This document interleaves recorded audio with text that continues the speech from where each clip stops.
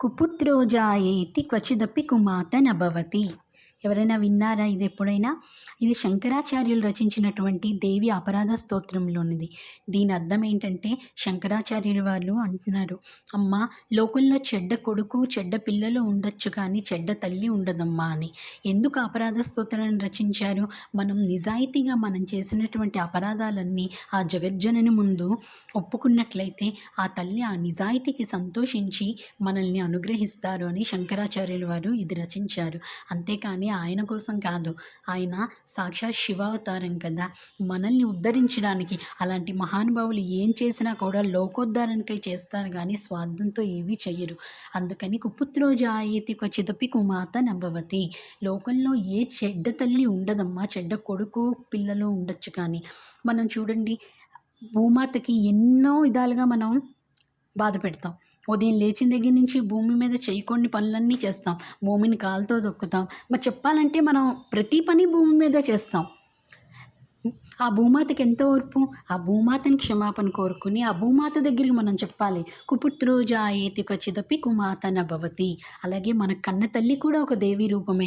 మనం తెలిసి తెలియక ఎన్ని తప్పులు చేసినా కూడా అమ్మ క్షమిస్తుంది. అరే, వీడు తప్పు చేశాడని క్షమించకుండా ఉంటుందా?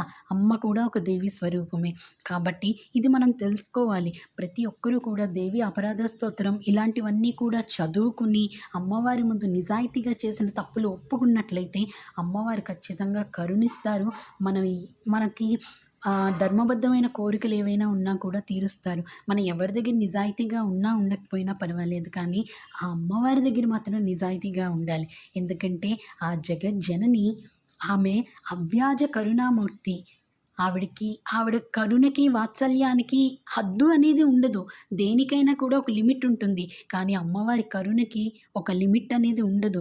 ఆవిడ పాదాలు పట్టుకోవాలే కానీ ఆవిడ కరుణించకుండా ఉండరు. ఇకనైనా అమ్మవారి దగ్గర నిజాయితీగా ఉండడానికి ప్రయత్నం చేద్దాం. కుపుత్రో జాయేతి క్వచిదపి కుమాత నభవతి. శ్రీమాత్రే నమః. కుపుత్రో జాయేతి క్వచిదపి కుమాత నభవతి. ఎవరైనా విన్నారా ఇది ఎప్పుడైనా? ఇది శంకరాచార్యులు రచించినటువంటి దేవి అపరాధ స్తోత్రంలోనిది. దీని అర్థం ఏంటంటే, శంకరాచార్యులు వాళ్ళు అంటున్నారు, అమ్మ, లోకంలో చెడ్డ కొడుకు చెడ్డ పిల్లలు ఉండొచ్చు కానీ చెడ్డ తల్లి ఉండదమ్మా అని. ఎందుకు అపరాధ స్తోత్రాన్ని రచించారు? మనం నిజాయితీగా మనం చేసినటువంటి అపరాధాలన్నీ ఆ జగజ్జనని ముందు ఒప్పుకున్నట్లయితే ఆ తల్లి ఆ నిజాయితీకి సంతోషించి మనల్ని అనుగ్రహిస్తారు.